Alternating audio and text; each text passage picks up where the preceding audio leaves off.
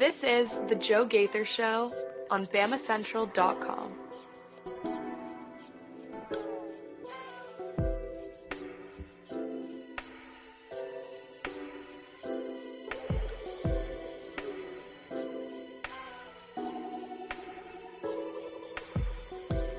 Good afternoon, Tuscaloosa. Oh my goodness, internet world. West Alabama, how are you doing today on this happy hump day? It's been a wild 2 days for us on the Joe Gaither Show. If you're following us on the Facebook or the Twitter machine, you've seen some of the recent moves. Once again, we are done contaminating the Alabama segments with other topics from the Walsh Writing Network. We have now broken out all of our Walsh Writing Network podcasts into their own little categories, into their own buckets. So yesterday, unfortunately, I was unable to get an Alabama episode up because we had lots of logistics to work through. We did get a Missouri episode up and a Mississippi State episode up yesterday. So if you want to find those, you can find those on my Twitter machine, on my Facebook machine at Joe Gaither6, or right there on the YouTube channel at Joe Gaither6 as well. Today, we've already talked to Kansas City Royals. We've already talked a little bit of Boston College, a little bit of Miami Hurricanes, but we're done with all that. There is a lot of Alabama news to get into. So we invite you to jump in and join us on the Bama Central YouTube channel. Subscribe to the Bama Central YouTube channel. You can get all kinds of great behind-the-scenes action. And we're getting ready, a month or so away from fall camp. So you will want to be a part of the Bama Central YouTube channel, as fall camp is going to be very exciting. We will take advantage of all the availabilities that the football program allows us to be a part of on the Bama Central YouTube channel. You can always subscribe to the Joe Gaither Show on Bama Central, on Spotify, Apple Podcasts, or on Amazon. I'd appreciate that. If you did, tell a friend about this show as we're going into our second football season on Bama Central, Alabama Crimson Tide on Sports Illustrated. What are we going to do today? We're going to talk about Dawson Merritt. We're going to talk about two new college football rules. Well, two new NCAA rules, one pertaining specifically to college football and one to the entire NCAA. And we're going to talk about JaMarcus Shephard and his interview that he did on Inside the Locker Room today on Tide 100.9. My old friends, Wimp and Barry Sanderson, they used to work for Tide 100.9 and had a great time there learning and growing. My friends Wimp and Barry Sanderson on their program Inside the Locker Room had JaMarcus Shephard, and he had a couple of different interesting things that I'd like to get into. Before we do that, I want to tease what we're going to do tomorrow. Tomorrow, we're going to have Hunter Deceiver on the program. And if you are following Bama Central, you know that name. Hunter Deceiver writes for us. And he put out a piece today on Bama Central that we're going to get into with him tomorrow, centering around college football 2025, EA Sports College Football 25. He basically conglomerated an 85-man roster for Alabama over the years of 2014 to 2023, the lost years of NCAA football. So we're going to go into that with him tomorrow. But if you want to get ahead of the game, you can read that right now on BamaCentral.com. Alabama's 85-man roster if NCAA football 15 to 24 video games existed. So we'll talk about that with him tomorrow. And we'll also talk about the toughest places to play. I wanted to talk about that yesterday. EA Sports putting out the 25 most difficult places to play, and Alabama coming in at number 2. But we'll save that for tomorrow. We'll combine two kind of video game college football topics together with Hunter Deceiver. Let's talk about Alabama's commit. Alabama football received commitment number 19 today in Dawson Merritt. And if you're watching us on Facebook, YouTube, or Twitter, you can comment and let us know what you think about Dawson Merritt as we watch his huddle film right here. Dawson Merritt out of Blue Valley High School in Nebraska or Kansas? In Kansas. In Kansas. Out of Blue Valley High School in Kansas, became Alabama's first Wolf commitment in the class of 2025 and the 10th commitment overall in the month of June. He's commitment number 19. And so what do we see? Outside linebacker, edge rusher, 6'3", 215 pounds as a junior, 83 tackles, 7 sacks, 3 forced fumbles, and 2 fumble recoveries.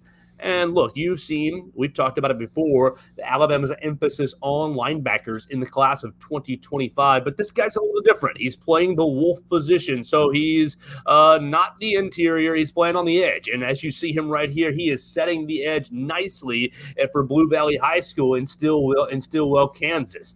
Dawson Merritt is the son of former North Carolina State and Miami Dolphins linebacker Dave Merritt. Dave Merritt is currently the defensive backs coach for the Kansas City Chiefs.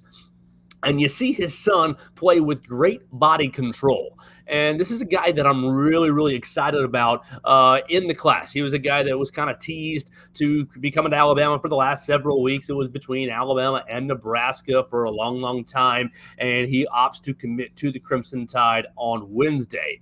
I think this guy is going to, he has a lot of potential. He has a lot of potential to step into the defense and to excel at the wolf position. You see him right here.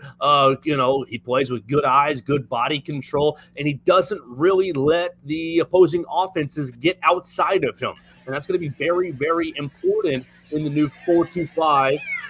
Oh, I didn't mute the clip. I was like, where is that sound coming from? It's coming from the clips that we're watching. It's going to be very, very important in the new 4-2-5 scheme. Really think about how Dallas Turner and Chris Braswell, both those guys, did a really great job playing with their hands and controlling the edge of the edge of the line of scrimmage. You see that here again, basically playing with a real good defense. Oh, I'm not going to get out of my lane. I'm going to play my edge.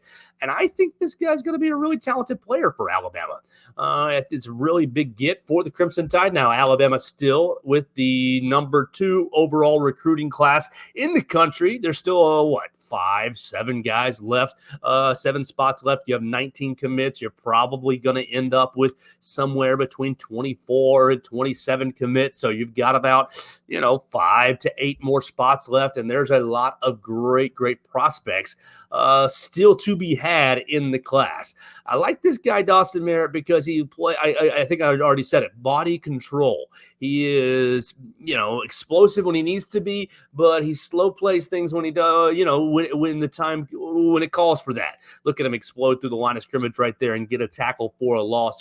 Of his 83 tackles last season, 17 of them came as a loss. And still, there's a lot of rawness to his ability, and you're going to need to develop a little bit more hip, bendiness in the hips.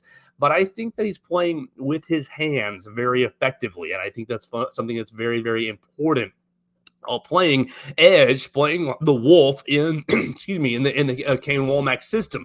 Can you play with your hands? Can you shed blockers? Can you keep offensive tackles and tight ends off of you in order to really get free and play with your hands? Here, we'll run back his film again and keep watching it as we keep talking about Dawson Merritt. I think that Alabama got themselves a really, really good get here. You watch him close very quickly in pass coverage and create a breakup, a pass breakup. I think that he can play in space and along the edge very, very well. And he's one of the better prospects in the class. If you look at 24/7 Sports, he's considered the number 3 player in the state of Kansas and the number 11 overall linebacker in the class. He is considered a top 100 player, number 92 overall player by the 24/7 Sports composite. And I think that this is going to be a player that in a year or two, a year or 3, we'll say that, a year or 3, he's going to be one of the players on the Alabama defense that you're going to be really, really excited about watching him play down in and down out. So for the Crimson Tide, it's a big get it's a big commitment, one that was kind of teased and expected over the last several weeks. Really, I had this written up for Bama Central since Friday, and we've got several more in the Bama Central bank waiting for them to announce their decisions. Obviously, we don't want to spoil that for the kids, and we don't want to put anything out there before it happens, because that's how you end up with egg on your face. But we've been waiting on the Dawson Merritt commitment for quite some time, and it'll be fun to watch him play edge/outside linebacker at Blue Valley High School for his senior year in Nebraska. So I think it's going to be, look at him picking up a fumble and just turning the Jets on, stiff arming the quarterback and scoring a touchdown. I think this is a really strong athlete. And it just goes to, again, show Alabama's emphasis on the linebacker position. While he is likely and largely going to be playing Wolf for Alabama, I think he also has pretty good special teams ability written all over him while he develops as a young player. You look at all the linebackers in the Alabama class. I think you're up to 6 linebackers now. Luke Metz, Jaden Roberts, Duke Johnson. You're up to, I think, 6 linebackers in the class. And it seems like that's a big point of emphasis for this new staff, loading up on the linebackers so that, one, obviously they can play linebacker, but 2, you have athletic and aggressive special teams players. So we'll keep watching out for more recruits to commit to the Crimson Tide, but Dawson Merritt makes his commitment official today, and you can read more about it at Bama Central and BamaCentral.com. Let's talk about 2 NCAA rules before we get into JaMarcus Shephard's interview on Tide 100.9 this morning with Inside the Locker Room. 2 rules got announced yesterday, and I wanted to get to them yesterday, just had too many logistical and technology. Technology has been whipping my butt lately. We appreciate everybody who's been patient with us, subscribing and listening to the show on Spotify, Apple Podcasts, or Amazon, or following us at Joe Gaither 6 on your favorite social media machine. 2 rules. One, I think it's very ironic that it gets in place this year and really yesterday. The college football, the NCAA Rules Committee basically relaxed the restrictions on analysts. So if you are a college football analyst, if you're on the staff here at the Capstone, or if you're on the staff anywhere really in the country and your role as analyst, before yesterday, you were not allowed to coach the player. You're not allowed to be on the field. You're allowed to be on the practice field watching, but you weren't allowed to be hands-on. Hey, Billy, put your hands here. Hey, Stevie, put your feet there. Hey, your tackling is not so good. You need to wrap up with your tackle. Hey, you need to be driving forward with your feet. You need to be running through with your feet. You weren't allowed to coach. You weren't allowed to actually coach. What you were allowed to do was watch and report and evaluate and basically say, hey, offensive line coach, I'm seeing this out of your tackle. You might want to coach this up a little more. Hey, the quarterback's coach, I'm seeing your quarterback with bad footwork. You might want to coach this up a little bit more. And the same sort of thing in games. All the analysts were basically confined to the press box and to the booth. Yesterday, the NCAA Rules Committee relaxed the restrictions on college football analysts. And so now all the analysts can coach on the field at practice. So if you've got an analyst who specializes in defensive back play, he can help Maurice Linguist and he can help Colin Hitchler do their thing, implement the system, and coach up the defensive backs. Same sort of thing for any other position group that you might want to consider. All the analysts are now allowed to hands-on coach on the field, on the practice field, and in games. And so why do I find this ironic? I find this ironic because what are we at? 6 months after Nick Saban's retirement? And everyone knows, if you've been following Alabama football, if you've been following Nick Saban at all, you've been very familiar with the role of analyst.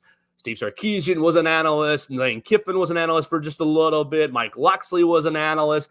Basically, it became part of the Nick Saban rehab program to make the analysts, put them through the analyst work, keep them employed, and kind of test their work ethic and see if they want to get back into the game, see if they're capable of coaching.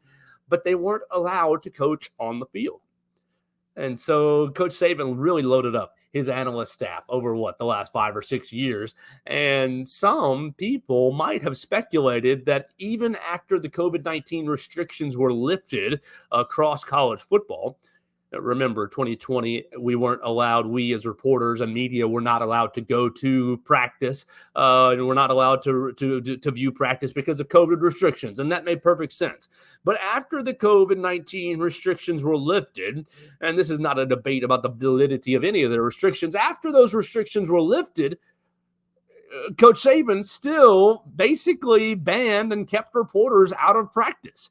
And while that was absolutely his prerogative to do, it definitely made our jobs much more difficult, particularly in fall practice, or in fall camp and in spring practice. Look, what are you going to ask Coach Saban about in spring practice when you're not seeing any practice at all? What are you going to ask Coach Saban about during fall camp when you're not seeing any practice at all? All you're getting is the 2-minute little clip from University of Alabama Athletics. And look, we appreciate the 2-minute, 3-minute edited clip that makes everybody look like a badass and makes everybody look like a 5-star player and an All-American, but it's not really indicative of what was actually going on in the Malmore facility. Some of us speculated that possibly Coach Saban kept that restriction up not because of the COVID-19 precautions, not because of health and safety reasons, but maybe because some of those analysts were participating a little bit too much in practice, and maybe they didn't want to have any issues running in with the NCAA. Now, I don't know any of that. I don't know if that's the case at all. But there was speculation that maybe that was the reason that the media was not allowed to go to practice over the last couple of years, over the final few years of the Nick Saban era. But now it's not a worry. Doesn't matter. You think back to last year, a lot of people talking about Jeremy Pruitt and if he's going to come back on staff and if he's going to be an analyst or what he's going to be doing. I don't know what Jeremy Pruitt's going to be doing. I think that really as an Alabama football program, they've moved on, especially now that Nick Saban has retired. There's not really any advocates in the building, in my opinion, for Jeremy Pruitt. But you now have a much deeper roster of analysts, or you now have the ability to have a much deeper roster of analysts. And that in that ability, those analysts can help the 11 on-field coaches during practice, run practice, coaching up the players, and in games. Coaching up the players during games. Hey, this is what I'm seeing out of the defense. Hey, this is what I see out of the offense. Hey, this is what the blocking schemes look like. This is what, the pass coverage looks like. And I think that what that's going to do for college football and what it's going to do for a program like Alabama, whose resources are as deep as anyone's in college football, is only increase the attention to detail. I know that there's been a lot of complaining over the last 3 years or so, and last year was better, over the last handful of years, over the tackling issues on the defense. Oh, the defense has too many arm tacklers and is diving too much. The technique for the tacklers is not very good. And I think it's been pretty valid criticism over the last 3 years. Now, last year definitely was better on the whole, but you still had issues in that department. And the other massive issue for the Crimson Tide over the last 3 years have been penalties, whether it be pre-snap penalties, whether it be hustle penalties, or whether it be just maybe stupidity penalties. We're going to hit a player after a whistle, all right? We're going to block in the back when the play is already down the field behind them. And so I think that the analysts having the ability to coach on the field in practice and during games is going to raise the level of attention to detail by just that much more, 5%, 10%. It's not going to be like a massive jump, but it is going to improve the level of detail in the Alabama Crimson Tide program and in the other programs that have the ability to hire out a deep analyst staff like Georgia, like Ohio State, like Texas. I think you're going to see the bigger programs take advantage of that. And, you can talk about Coach Saban and his quest for college football parity, but this is another area where the haves will grow and the have-nots will suffer. Let's talk about the second rule that got passed yesterday that pertains to college football and all of college athletics. And this is maybe a little bit controversial, but cannabinoids were removed from the banned substance list yesterday by the NCAA. And what does that mean on a practical level? Well, they're not going to test. The NCAA is not going to drug test for marijuana. The NCAA is not going to be drug testing for CBD. And you can think at a practical level, lots of people use CBD, and that is a legal product. And people have found benefits from that. And if that's the case for you, that's great. It's not something I participate in myself, but a lot of people have found pain relief and maybe mental health relief through that avenue. And really what the NCAA said yesterday was we are only really trying to test for performance-enhancing drugs, which is still cocaine and ADHD, ADHD medicine, that's still technically considered a performance-enhancing drug. I'm sure that there are allowances for players who have been diagnosed with ADHD. But if you're doing cocaine, you're going to get in trouble. If you are taking steroids, you're going to be in trouble.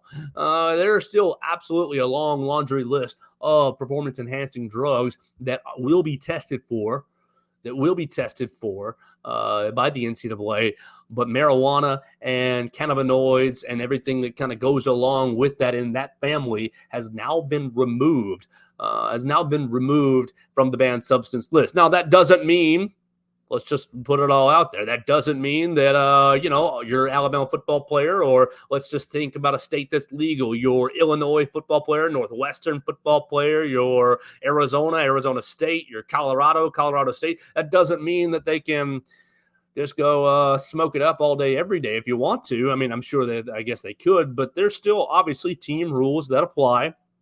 And that's going to be up to each individual coach, I'm sure, about how he wants to see those team rules applied still to marijuana. But from an NCAA level, a player can maybe not worry about that as much. If CBD has given them pain relief, that can continue throughout the college football season. Now, you may not want to do that just from the health and safety standpoint of, maximizing your own performance. I can only imagine what smoke might do to your lungs on the football field, slow you down. I can only imagine what that's going to do to your decision-making if that's what you participate in. But as far as the legality of it, the NCAA has removed cannabinoids as a banned substance from going forward, basically as of yesterday. So that can be one less thing for players and for athletes to worry about. Now let's talk about JaMarcus Shephard. Let's talk about JaMarcus Shephard as he was on the radio this morning with Inside the Locker Room, Wimp and Barry Sanderson on Tide 100.9. I'm sure you can find that wherever you find your podcasts. But he said really three different things that stood out to me. The first thing, I think you've already seen it written about across a lot of the Alabama websites. But the first thing was involving Malachi Moore. And Malachi Moore he is a leader here at the Capstone. He's a leader in the back end of the secondary. But Malachi Moore, apparently in the middle of workouts, in the middle of summer practice, at some point since JaMarcus Shephard took over, basically went on a tirade. The host asked JaMarcus Shephard, what was your welcome to Alabama moment, more or less? And he said, my welcome to Alabama moment was when Malachi Moore basically went on a tirade at practice, yelling about, I'm tired of losing. I'm tired of losing at Alabama. And Malachi Moore, I mean, if RollTide.com, if my internet will cooperate for us, I'm trying to figure out how many games Malachi Moore has actually lost at Alabama. Let's see. Malachi Moore, your years. He's been here. This will be his fifth year, right? This will be his fifth season at the Capstone. If I'm crazy. Malachi Moore selected to play in one. All right. So 21, 22, starter in 2020, 21, 22, 23. This will be his fifth year. Yeah, I'm right. Okay. So let's check this out. Alabama football record by year.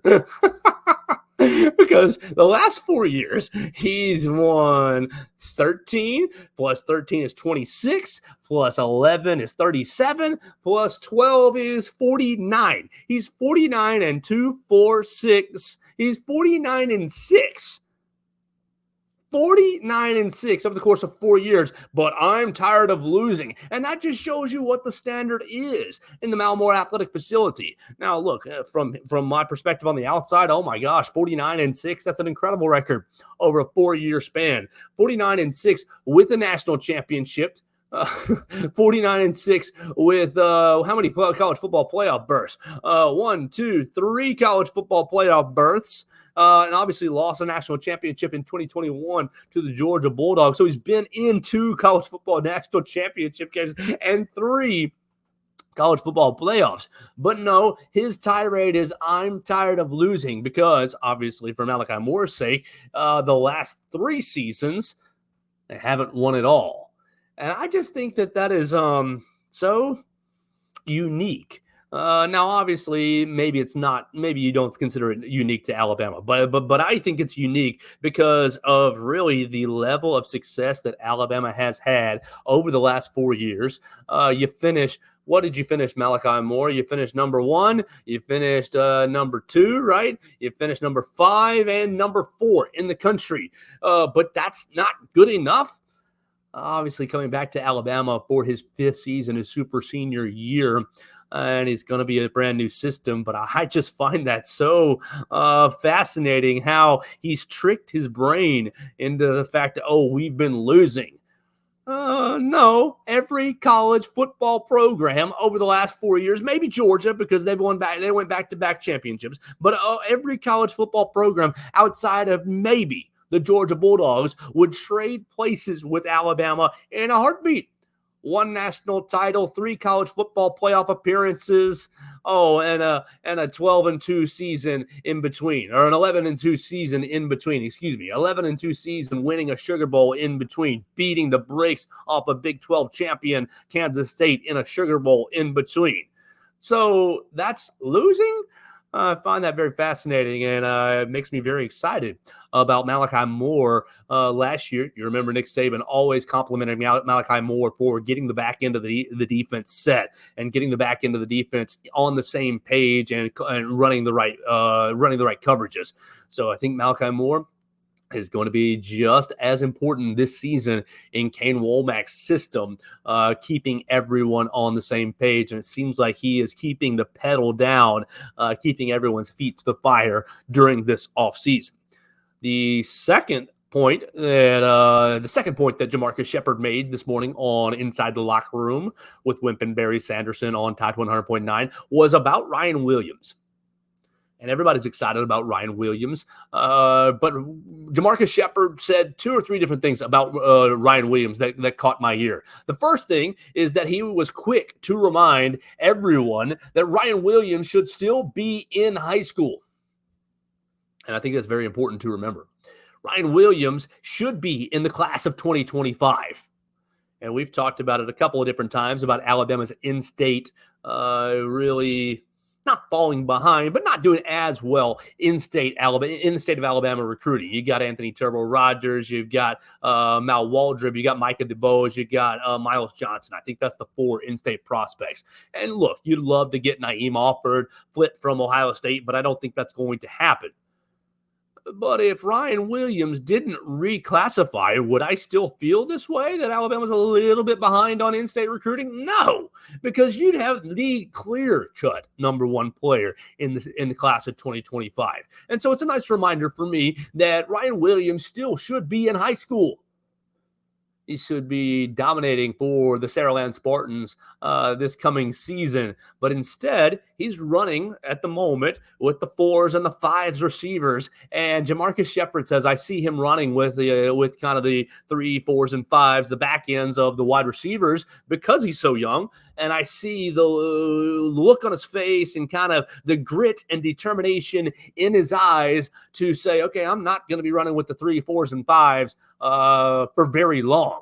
And I think that JaMarcus Shephard was very effusive in his praise about Ryan Williams and his phrase. I mean, you hear it with Terrell Owens. You've heard it before. He said, get your popcorn ready about Ryan Williams. So if he's not a big-time contributor this season, don't write him off. I would caution you writing him off. Remember, he still should be in high school. He still should be competing for the Saraland Spartans. And it was a nice reframing of the way that I see this class of 2025 in-state prospects in the state of Alabama, even though you'd like a little bit more action there with the in-state kids. The last thing that JaMarcus Shephard pointed out and talked about on Inside the Locker Room this morning that really caught my attention was in terms of developing players. And developing players, 1, as players, absolutely, and as football players, but 2, off the field. You've really seen recruiting go absolutely bananas over the last month. You've seen what? We just hit it. Dawson Merritt became the 10th player to commit to Alabama in the month of June. You've got 19 commitments overall. You've taken the last 4 weeks and just exploded. And what did JaMarcus Shephard say? Why? He basically said, oh, it's the total package. It's the mental health, it's the physical health, it's the academic help, it's the academic path forward, the academic path to a degree, and not only to a degree, but to a degree that is useful to to our student athletes, and really just the putting the players in places where that's going to advance them as men. And the comment that really stood out to me is that JaMarcus Shephard said, I was embarrassed. I reflected on my time. I reflected on my time at other universities. And look, I don't want to bag on other universities, and I don't think that's what JaMarcus Shephard was doing. But he said, I reflected on my time at other universities, and I was embarrassed because when I was at these other universities, I was selling that, hey, this is the best place for you. This is the best place for you to develop as a player. This is the best place for you to develop your future. This is the best place for you to become a better man, for you to find your academic future and find your lane for your professional future, whether that's in football or beyond football. He said, when I came to Alabama, what's this, in January with Coach Kalen DeBoer, when I came to Alabama and saw the resources, saw the mental health facility, saw the sports science facility, saw the academic support staff, saw really the platforms and places that Alabama football can put its players, he said, I was embarrassed. I felt like, oh, I've been lying to my previous recruits. And he essentially wrapped up his entire comments by saying, now that I'm at Alabama, I know what the real best place for these players are. And so I think you're seeing them sell this vision that not only can Kalen DeBoer and can Kane Womack and can really Nick Sheridan and JaMarcus Shephard and Chris Kapilovich put these players into great positions on the field, but can really make them make the most of their 3 to 5 years here in Tuscaloosa. I know a lot of people are really concerned about, oh, you're getting this really good recruiting class in your first class, and that's awesome, but we all know the transfer portal is coming. We all know the transfer portal is not going away, and it's not going away, but it's the vision that they're selling these players. And maybe I'm just buying the Kool-Aid, drinking the Kool-Aid, hook, line, swallowing it, hook, line, and sinker. But it's the vision that they're selling these players that I have really thought is refreshing. Obviously, Nick Saban, his line was maximize your value, maximize your value. We're going to hear him maximize your. But at some point, messaging just goes a little bit stale. I don't think that there's been any increase in maximizing your value from Coach Nick Saban to Kalen DeBoer, but maybe there's been a repackaging of the messaging for the players and for the student athletes and for the prospective players and parents. And because the messaging has been maybe refreshed and revamped, sometimes you say something, then you reword it, and it sounds so much better, even if it's the same message. I wonder if Kalen DeBoer and his staff have come in and said, wow, you really can maximize your value here at Alabama, but we're going to present it this way to the players and this way to the prospective student athletes. We're going to, alter the delivery just a little bit to the prospective players and to the recruits. And I wonder if the repackaging of the same message is maybe become more effective on the recruiting trail. We're going to cut off the program right here at 30 minutes. We got a lot more Alabama topics to get into because of what I missed yesterday. We were talking about Missouri. We were talking about Mississippi State on yesterday's programs on their respective platforms. And today we've already talked to the Kansas City Royals. We've talked to Boston College, and we've talked to Miami Hurricanes. Tomorrow, we're going to hit on the rest of these topics. We're going to talk about A.K. Deer, the running back out of Mississippi, and his perspective flip to the Crimson Tide. Seems like another big-time prospect is starting to make a decision to leave the state of Mississippi and commit to the Crimson Tide. We're going to talk to Hunter Deceiver about two factors. One, his article on BamaCentral.com right now. You can go ahead and read it to prepare for tomorrow's program. Alabama's 85-man roster if NCAA 15 to 24 video games existed. We're going to go through his roster and pick his brain on, why did you leave off Jake Coker? Why did you leave off? What's the first running back that pops into my head that he left off? You left off, Brian Robinson. So there's a lot of running backs that got there's a lot of players that were left off, but there's only 85 positions to fill. So it's the best players from Alabama 2014 to 2023, the years that NCAA football was not existent. We're also going to talk to Hunter Deceiver about the toughest places to play. EA Sports yesterday put out the toughest places to play, and they had Alabama listed as number 2. Is that accurate? Is that too high? Is Bryant-Denny Stadium really the toughest environment the second toughest environment to play in college football? And yeah, we might give a little props to a few rivals that were severely underrated, in my opinion. We'll talk to Hunter Deceiver about that. And then Friday, we're going to talk basketball. We're going to talk about Nate Oates' recent appearance on the Mark Godfrey podcast. You can read Blake Byler's piece about that on BamaCentral.com. And we're going to talk about Colin Sexton. Colin Sexton recently said that, I am the reason for the basketball resurgence.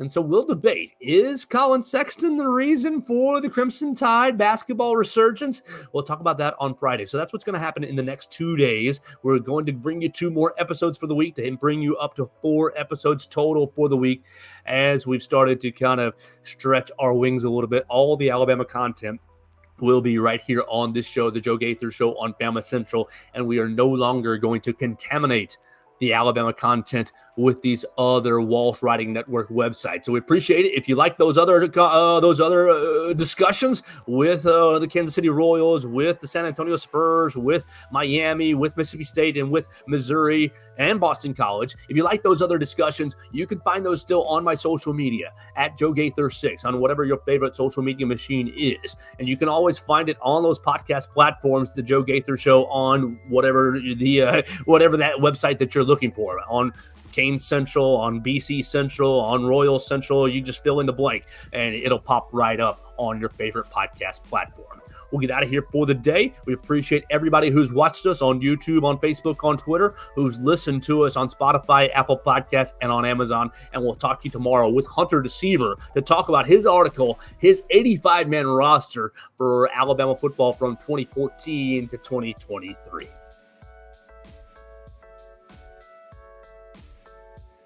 Thanks for joining us on today's edition of the Joe Gaither Show on Bama Central.